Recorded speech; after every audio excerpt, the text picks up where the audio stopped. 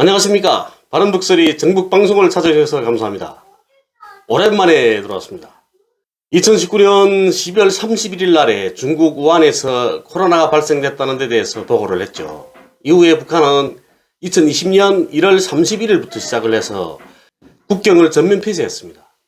이렇게 국경 폐쇄하게 되면서 외국에 나왔던 북한 사람들 모두가 2년이 지나도록 귀국하지 못하고 외국에 머물고 있는 상황입니다. 그럼 2년 동안 북한은 무엇을 했을까요? 사람들은 흔히 북한은 경제 제재를 받으면 망할 것이라고 생각하고 있습니다. 그래서 미국도 걸핏하면 경제 제재 카드를 꺼내드는 거죠. 그런데 스스로 국경 봉쇄라는 카드를 꺼내던 북한은 2년 동안 망하지 않고 있습니다. 오히려 수많은 건설 사업들을 진행하고 있고 꾸준히 발전하고 있죠. 평양시 주택 건설 사업을 비롯해서 중앙과 지방들에서 진행한 크고 작은 건설 사업들을 제외하고라도 전국 각지 수많은 목장들을 건설하고 또 간석지 개간, 물길 공사 등을 통해서 식생활 문제를 풀기 위해서 노력했습니다. 김정은 총비서는 이런 건설 사업들을 통해서 내적으로는 인민들이 식생활 문제를 풀기 위해서 노력하고 있다는 걸 지금 보여줬고, 대외적으로는 더 이상의 경제 제재는 맥을 추지 못한다는 걸 보여줬습니다. 그러면서 동시에 국방 건설에도 박차를 가했죠. 이제는 경제 제재에만 매달리는 대북 정책을 바꿔야 할 시기가 온 것 같습니다. 북한은 최근에만도 국초음속 미사일 발사 시험을 연이어 성공했죠. 그런 속에서 지난 1월 19일에 북한에선 당중앙위원회 제8기 6차 정치국회의가 진행됐습니다. 회의에서 구무 대미 대응 방향을 토의했다 이러더라고요. 그래서 앞으로 북이 어떻게 나올 것인지에 대한 이야기를 해보려고 합니다. 정치국 회의 내용 보게 되면 미국이 한반도 주변에서 벌리고 있는 정세 자료들에 대한 통보를 하고 미제와의 장기적인 대결을 준비해야 한다는 일치한 결론에 도달했고, 또 강력한 물리적 수단들을 지체 없이 강화 발전시키기 위한 국방정책 가업들을 재포치했다고 하고 있습니다. 재포치라는 것은 이미 전에 계획되어 있던 사업들이었는데 조미 순회회담 때문에 잠시 보류시켰던 걸 다시 시작하라고 지시했다는 겁니다. 이미 전에 계획하고 있던 국방정책 가업들, 이런 건 어떤 가업들이 있을까요? 아까 이야기한 것처럼 국초음속 미사일 발사 시험, 이것도 이미 전에 포치된 국방정책 가업에 속한다는 겁니다. 그리고 그 외에 또 뭐가 있을까요? 우선 핵실험 같은 건 들 수 있죠. 저는 개인적으로는 북한에서 앞으로는 핵실험을 더 이상 하지 않을 것이라는 생각을 하고 있습니다.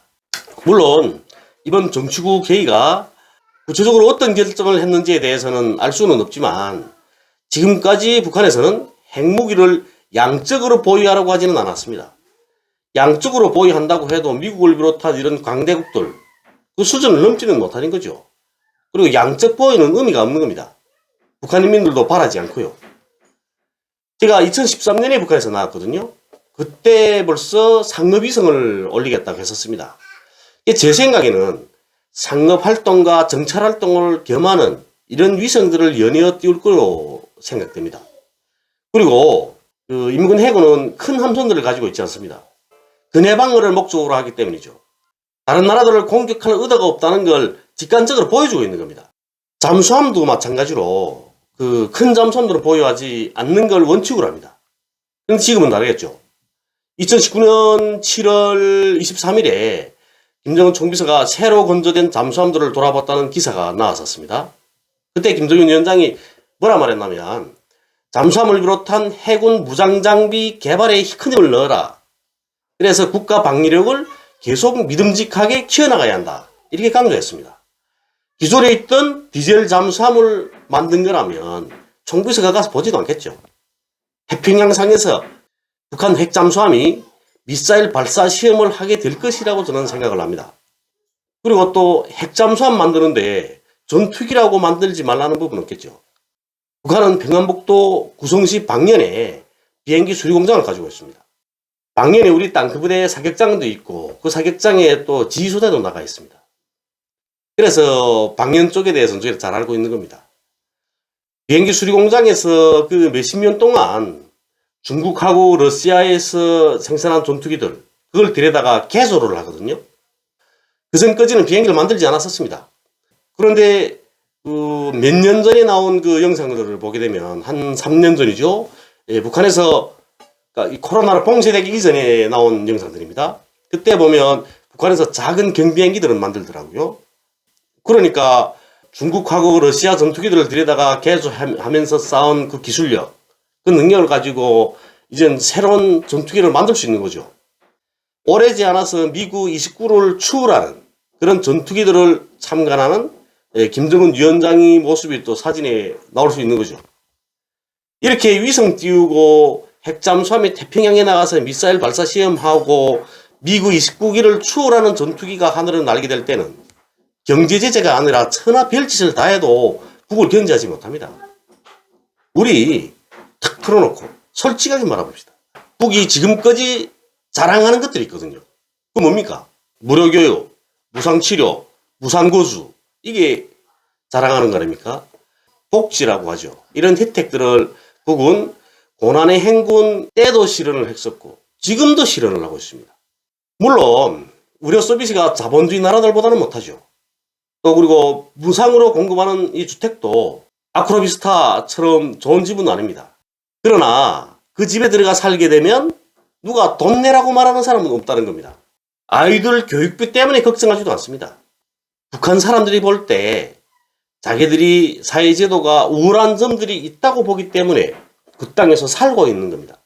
물론 북한이 완벽히 완성된 그런 사회는 아닙니다. 북한도 사회적 모순을 안고 있기는 하지만 그 모순들을 해결하기 위해서 열심히 노력하고 있다는 거죠. 우리 탈북민들을 만나봐도 주의 주장이 확실하거든요. 그 주의 주장이 옳든 그르든 말이죠. 자신들이 주의 주장에 대한 확고한 신념이 있습니다. 그런데 북한 사람들도 마찬가지입니다. 자신들이 주의 주장에 대한 확고한 신념이 있는 겁니다. 그 신념을 바꾸겠다고 몇십 년 동안 경제 제재한 거 아닙니까? 미국 대통령이 몇 명씩 바뀌는 몇십 년 동안 해왔던 정책이 아직까지 빛을 발하지 못하고 있습니다. 그러면 잘못됐다는 거죠. 그럼 잘못됐으면 바꾸는 게 옳은 겁니다. 짐승도 한 번 빠진 구멍에 다시는 빠지지 않는다고 하죠. 사람은 짐승이 아니지 않습니까? 오늘 방송을 구독해 주셔서 감사합니다.